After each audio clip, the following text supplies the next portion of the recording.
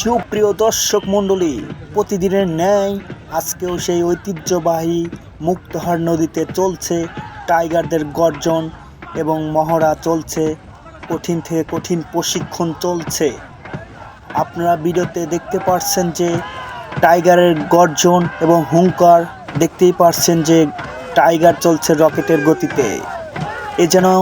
এ যেন এক রকেট চলছে। মাথায় নষ্ট মামা, কি চলছে? এ তো রকেট বাবা।